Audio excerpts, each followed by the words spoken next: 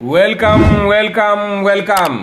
एक बार फिर से आप लोगों का स्वागत है आपके अपने show Dan and English words gimmick episode 71 में। चलिए आज का नया दिन और आज का सिचुएशन ये रहा। Hello, my dear friends, seeing a constant stream of affection, a spontaneous flowing enthusiasm, and unalloyed positive jest, even self-satisfied Daniel and Anil couldn't thwart themselves from seeing you. Preponderance amount of thanks to you all for being with us, for following us, for becoming an ardent follower of Dan and English and its content. Hello, my dear friend. Today's situation for you as follows. A categorical statement of Prime Minister doesn't cast a genial to a terrorist and repetitive. His saying may be unorthodox, but at last even opposition consented with the proviso that terrorists must be killed and their activity at any cost constraint. चलिए आज का situation entirely different और इसमें जितना भी हम लोग word phrase और इडियम्स यूज किए हैं शुरुआत करते हैं उसका एक्सप्लेनेशन विद एग्जांपल। और आज का पहला वर्ड ये रहा। That is categorical. Categorical this is adjective. इसका मतलब होता है नो डाउट। लेकिन इससे पहले देखिए के नीचे लकीर है, इसका मतलब के पे जोड़ देना नहीं जोड़ देना है। ए जब साथ में आता है तो ए होता है, और ई जब उल्टा लिखा दैट इज और सी उल्टा लिखा दैट इज ओ। तो पढ़ेंगे और जी के ऊपर लकीर है, इसका मतलब जी पे जोड़ देना होगा। Categorical. Categorical categorical this is adjective. इसका मतलब होता है no doubt, no possibility of change. अरे जहाँ पे थोड़ा भी संशय नहीं है, दुविधा नहीं है और एकदम जो बोल दिया एकदम सही है, उसमें कोई चेंजिंग नहीं होने वाला है, तो जहाँ पे कोई भी डाउट ना हो उसी को हम बोलेंगे कैटेगोरिकल। एग्जांपल से क्लियर कीजिए। पहला example, Dan and English says with A categorical assurance you will speak English after joining this institute. मैंने हम लोग का ये कहना है कि डैन इंग्लिश का ये कहना है कि आपको पूरा एश्योर किया जा रहा है, सांत्वना दिया जा रहा है कि 100% गारंटी के साथ आप अंग्रेजी बोलेंगे यदि डैन इंग्लिश में आप ज्वाइन करते हैं। कोई भी इसमें कोई भी शक नहीं है, कोई भी डाउट का जगह नहीं है, 100% गारंटी के साथ होता है तो होता है। And second example of this word, this is Akhilesh Yadav categorical denied his link to Atiq Ahmad. जैसे आप जानते होंगे अभी अतीक अहमद जो बहुत ही अभी चर्चे के विषय में बना हुआ है और उनको अभी उम्रकैद का सजा भी मिला है, लेकिन अखिलेश यादव जब कोई बोला कि आप उसमें समाजवादी पार्टी के टिकट से भी वो लड़ा था, एमपी भी बना था, लेकिन वो पूरा ही डिनाई कर दिए। नहीं, कोई शक नहीं है, मेरा उसके साथ कोई लिंक नहीं है, इसमें आपको डाउट ही नहीं करना चाहिए उस पर, बिल्कुल कहीं दूर दूर तक उससे कोई रिलेशन नहीं है। यही मैं बोला कि Akhilesh Yadav categorical denied his link to Atiq Ahmad.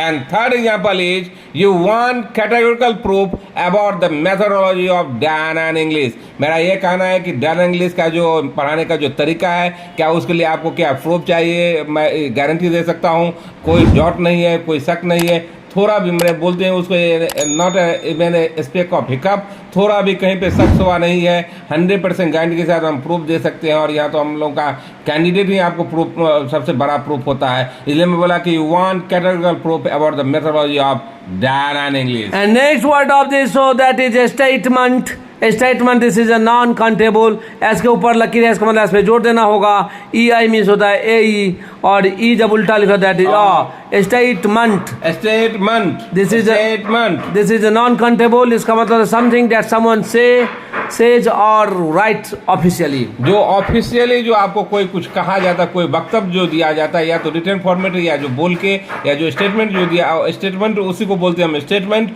उसी को हम बोलेंगे स्टेटमेंट। एग्जांपल से क्लियर कीजिए। पहला example, the statement of Dan English that no one will be non speaker of English. मेरा ये कहना है कि डैन इंग्लिश का ये कहना है, इनका रिटर्न फॉर्मेट में कहना है और इनका ये वक्तव्य है कि कोई भी अब बिना अंग्रेजी बोले हुए नहीं रहेगा, 100% गारंटी के साथ साफ धारा प्रवाह अंग्रेजी बोलेगा, क्योंकि हम लोग ये 100% एश्योरेंस के साथ ये कर रहे हैं। And second example is Modi is thief, Rahul said in his statement a week before. जैसे आप जानते हैं कि राहुल गांधी जी का ये वक्तव्य था कि पूरा पब्लिक डोमेन में है ये सारा बात, कि जो मोदी जो सरनेम होता है सब आदमी चोरी ही होता है और केवल गलत ही काम करता है। इसी स्टेटमेंट पे तो आप जानते हैं कि उनका जो सदस्यता भी खत्म हो गया अभी। तो वहीं मैं बोला कि Modi is thief, Rahul said in statement a week before. And third example is High Command of Congress issued a statement to present to all MPs in parliament tomorrow। मतलब जैसे कभी कुछ होता है पार्लियामेंट में बहस होता है तो हाई कमांड जो होता है कांग्रेस का व्हिप जारी करता है, वो जारी कर दिए कि टुमारो मतलब कल जो आने वाला कल है उसमें जितना भी कांग्रेस का मेंबर ऑफ पार्लियामेंट है, जो सदस्य है लोकसभा का, सबको आपको उपस्थित होना पड़ेगा।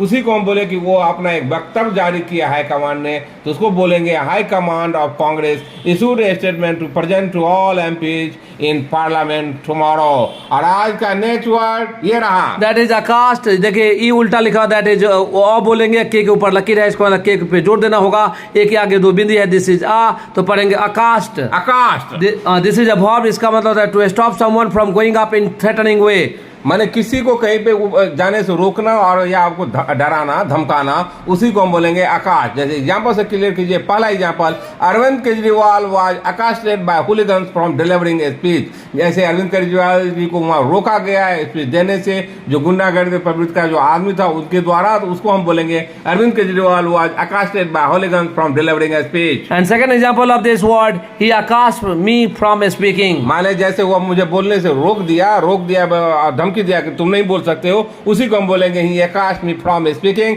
And third example is so far we were not accosted by anyone. माने अभी तक हम लोग को कोई डराया धमकाया नहीं आया या कोई धमकी मुझे नहीं दिया, उसको जब बोलेंगे तो इस ढंग से यूज करेंगे।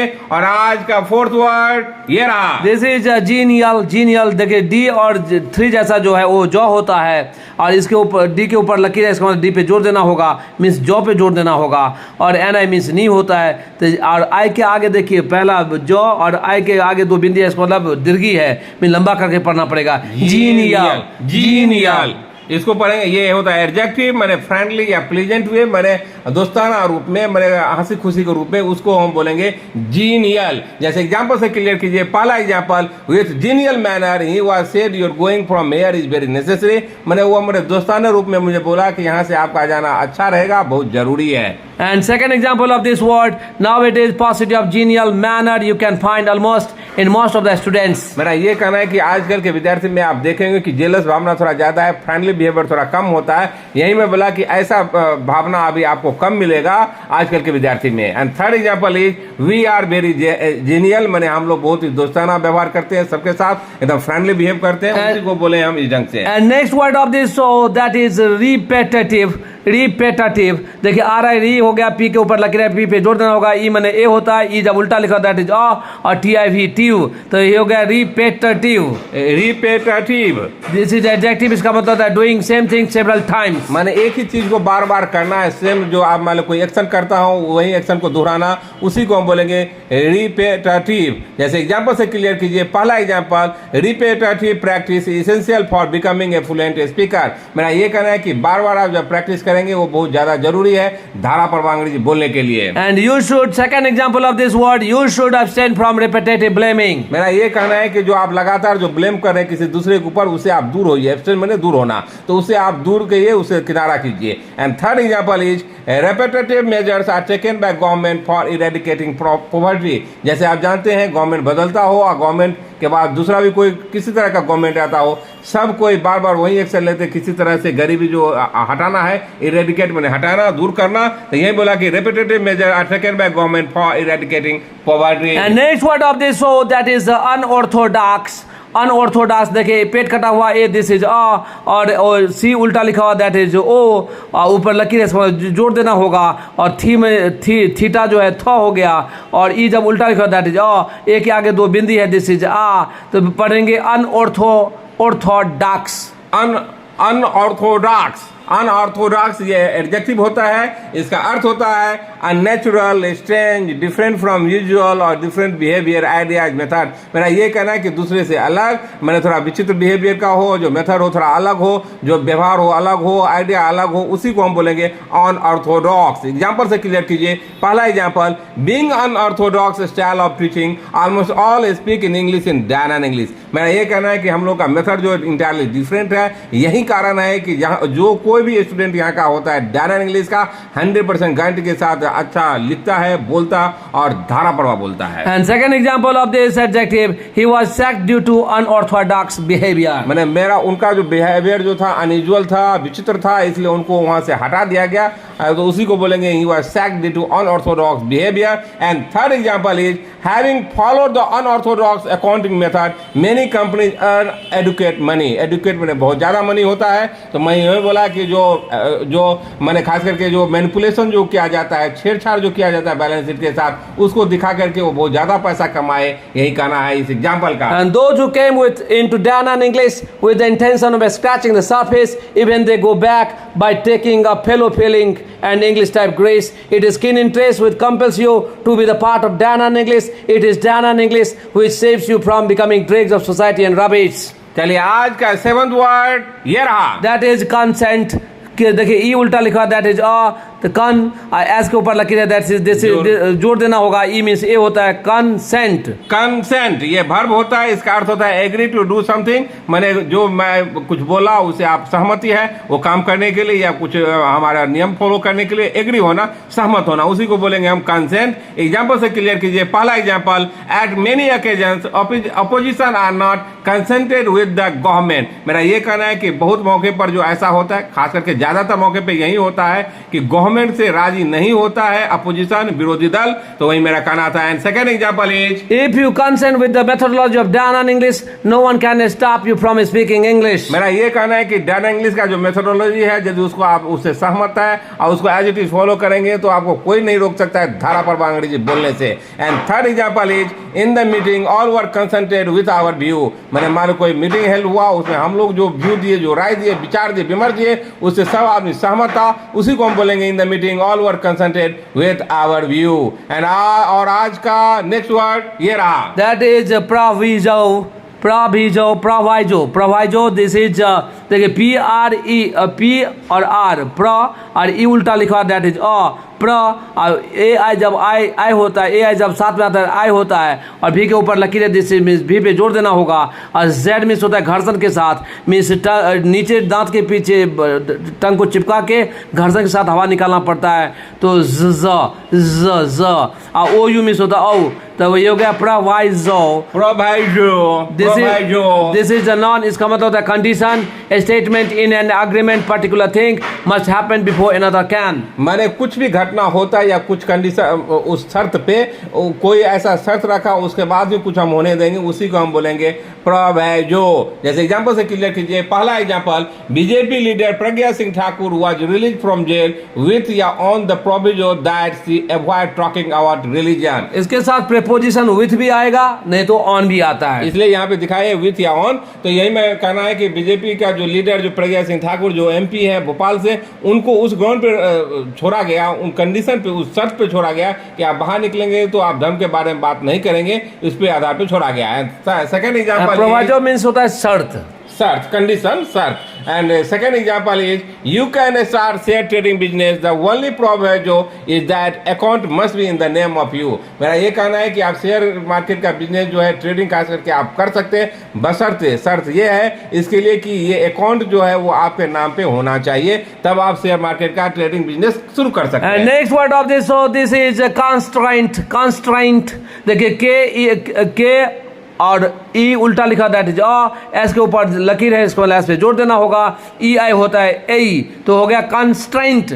तो इसको बोलेंगे हम कंस्ट्रेंट. इसका ये नॉन होता है, इसका अर्थ होता है कंट्रोल या लिमिट. मैंने अपने सीमा में या कोई बाधक हो, इससे आगे हम नहीं कर सकते, उसी को बोलेंगे कंट्रोल. अवरोध, उसी को बोलेंगे कंट्रोल या लिमिट. एग्जांपल से क्लियर कीजिए. पहला example, financial constraint on Dana English are preventing from advertising. मेरा ये कहना है कि डाना इंग्लिश का जो फाइनेंशियल जो कंडीशन उतना ज्यादा नहीं है, वही रोकता है हमको. शुरुआत के दौर में है, तो स्वाभाविक है कि आपको फाइनेंस उतना मजबूत होता नहीं है, तो वही रोकता है हमको बहुत ज्यादा हाई फाई एडवर्टाइजमेंट करने से. And second example is, keeping mum is really Nitish main constraint. मेरा ये कहना है कि नीतीश कुमार जी का चुप रहना ही सबसे बड़ा अवरोधक है. यही मैं बोला कि keeping mum is really Nitish main constraint. And third example is, English is an important constraint. मैंने ये है कि अंग्रेजी यदि नहीं आएगा वो बहुत बड़ा आपका रोड़ा बन जाएगा, आप बाधा बन जाएगा आपके कैरियर के लिए, इसलिए मैं बोला English is an important constraint. From the bottom of our heart